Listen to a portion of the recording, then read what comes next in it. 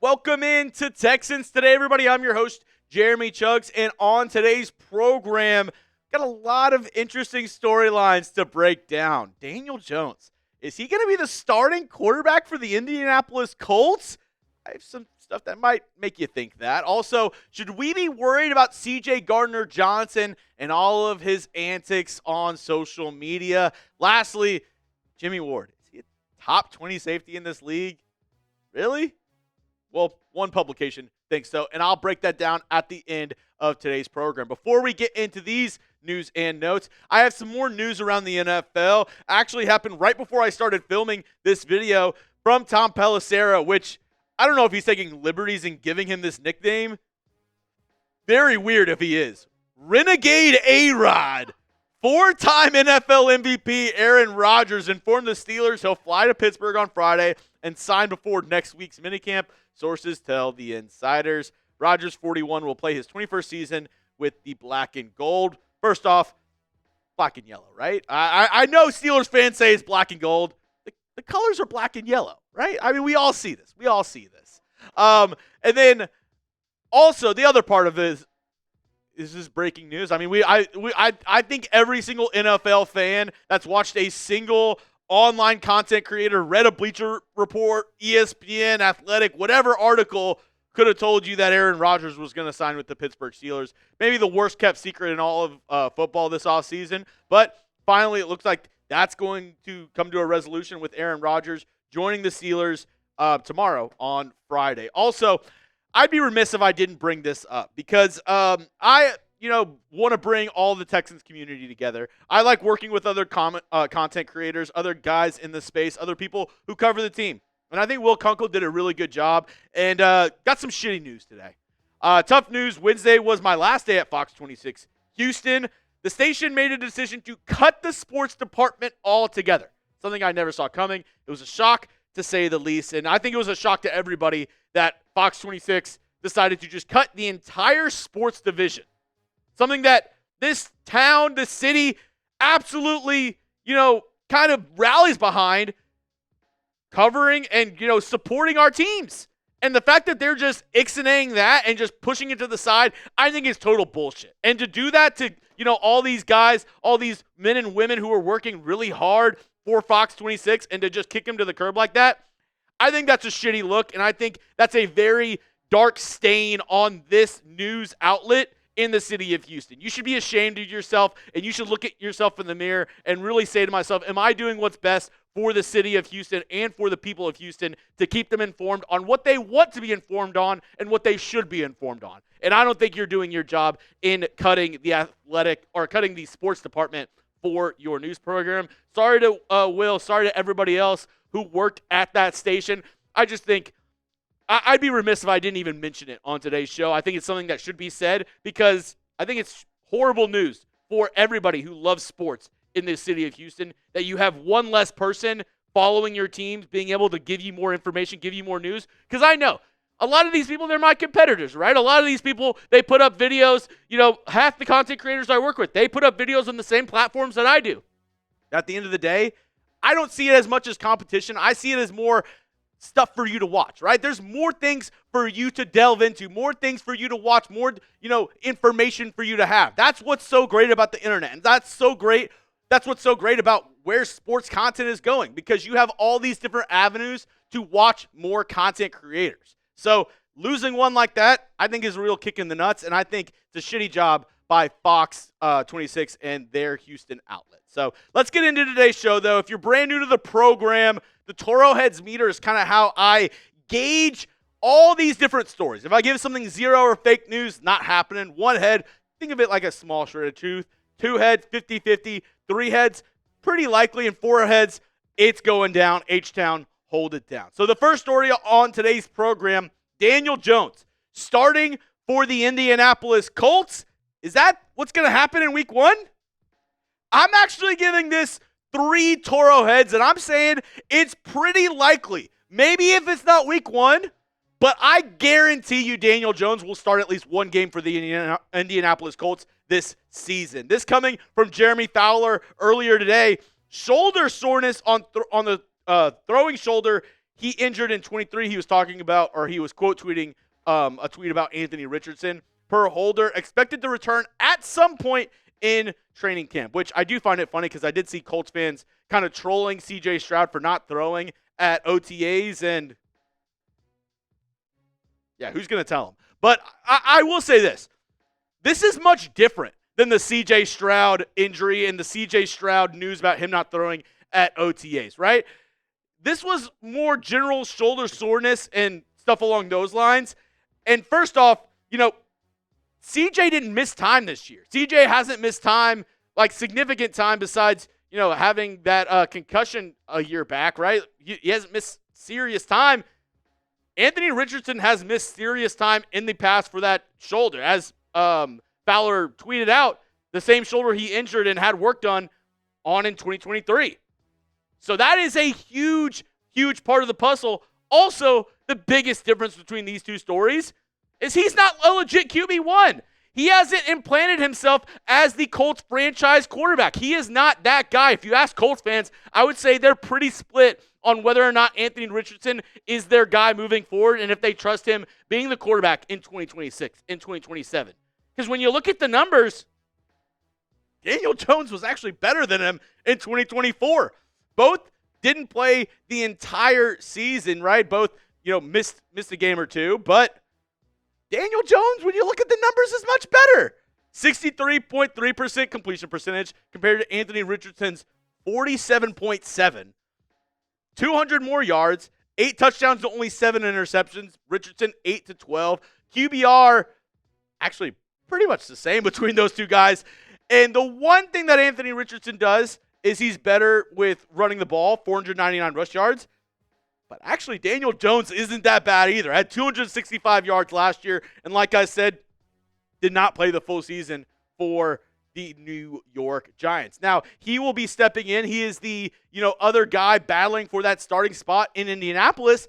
And I actually think this is bad news for the Texans because I do think, even though I'm not saying Daniel Jones is like a top guy, a franchise guy who the Colts should, hitch their wagons to moving forward, I do think he gives them a better chance to win in 2025. Now, I don't think the Colts are going to be good. I don't really think the Jags are going to be good. My hot take, and I'm going to continue to say it, I'm going to stand on business for this 2025 offseason, is that the Titans will actually be the biggest competition to the Houston Texans in the AFC South this year. I think really kind of hinging on how good Cam Ward is his rookie year, which I did like him coming out of Miami. I think he's a good quarterback. I think the Titans are going to be the biggest competition for the Texans this year. I still think the Texans three-peat. I think they are the AFC South champs. But if anybody's going to give them a little bit of a run for their money, I don't think it's the Colts. I don't think it's the Jags. I actually think it's the Titans. So I give you my hot take. I've said it before. Get in the comment section. Let's get wild. Give me your hot take for the 2025 NFL season. It could be anything. It could be around the Houston Texans. It could be around another team. Let me know your hot take. Plant your flag and let your voice be heard. Go down in the comment section, and I'm going to, I'm going to pick the 3 best hot takes from this show, and I'm going to feature it on a video next week. The 3 best hot takes from this show, I'm going to feature on one of my shows this week. You got to go down, you got to comment, and you got to make sure you're subscribed to get on the show next week. Next story on today's program, should we be worried about CJ Gardner-Johnson and all his antics around social media? I'm only going to give this one Toro head. I'm not worried, right? I'm not in any state of panic. I'm not, oh my God, CJ Gardner-Johnson, what are you doing? But it is kind of like a, okay, like what are we doing here? Like why do we need to do this, right? If you don't know what I'm talking about, over the past 48 hours, there's been a little beef between him and his former defensive coordinator over there with the Philadelphia Eagles in Vic Fangio. And it all started with a post coming from a Vic Fangio press conference where he was talking about CJ Gardner-Johnson.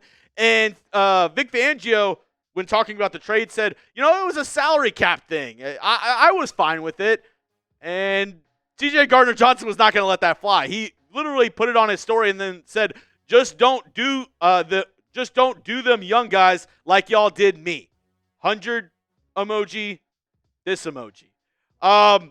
He was not done. This is what else he had to say on social media. I was a test dummy for them. So now they could be like, my scheme work or did my skill set make it work? I had zero issues. People had issues with me. So yeah, let the salary cap be the excuse. In defense of CJ Gardner-Johnson, I'm going to say two things right now. In his defense, everywhere he's gone, that team wins. He's a great player on the field. That is an undoubted fact. He is a very good safety in the National Football League. And then the other thing kind of going in his favor is this isn't the first time players have bumped heads with Vic Fangio. Just look at a couple of years back. He was the Dolphins defensive coordinator, and they basically ran him out of town. Mike McDaniel and that coaching staff did not gel at all with Vic Fangio. And a lot of the superstars, a lot of the guys on that Dolphins defense, or on that Dolphins defense, were not the biggest fans of Fangio either. So he's not the most well-liked person in the league. So I'll put that out there already in defense of CJ Gardner-Johnson. And like I said, I'm not too concerned, right? I'm not too worried. And I'm actually kind of happy with what he's done so far with the Houston Texans. He's got in immediately. He's been working out with Kamari Lassiter. He's been working out with Calen Bullock, trying to improve those guys, trying to get those guys better. I'm also not worried because the Texans have a great leadership core. They have a great young core of leaders. I think kind of head by Will Anderson Jr. He is wise beyond his years, and I really think he's one of the most pivotal players on this Texans team. And like I said, not worried. But I would be lying if I didn't say I would rather him just focus on the Texans and not really kind of get into these social media bouts with his former defensive coordinator. I'm not saying he's wrong necessarily. It's one of those things where I'm not like saying I get where he's coming from, but I'm almost like, yeah, let bygones be bygones. That's your old team. Let's just move on to 2025 with your Houston Texans because this secondary has a chance to be something special. These 5 starters, Derek Stingley, CJ Gardner-Johnson, Jalen Pitre, Calen Bullock, and Kamari Lassiter, I think are undoubtedly the best secondary in the NFL alongside the Broncos, maybe alongside another team, maybe like the New England Patriots, maybe with Christian Gonzalez.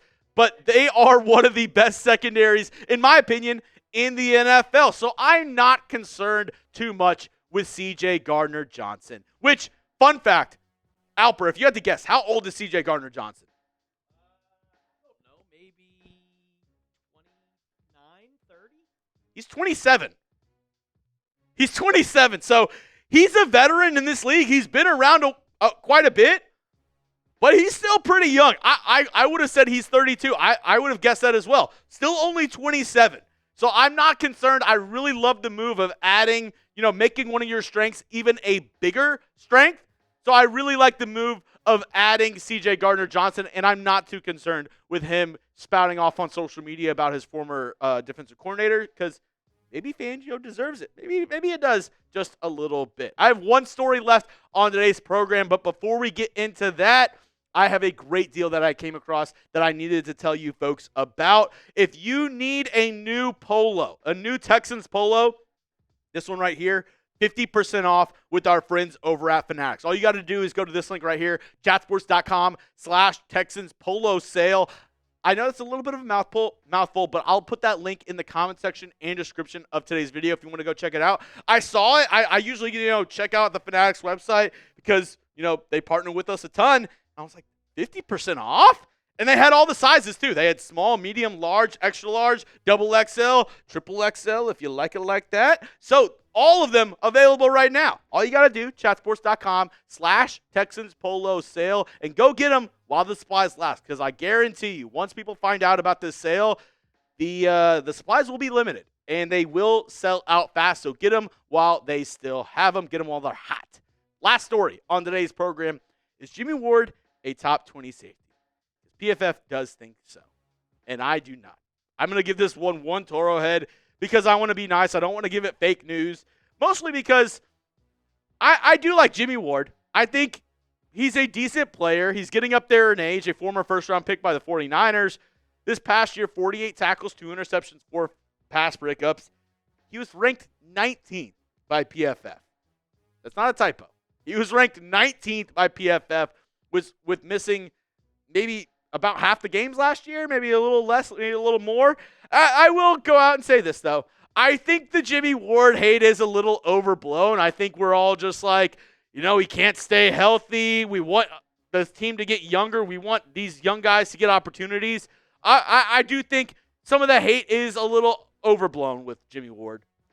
But at the same time, there is no way he is the 19th best safety in the National Football League.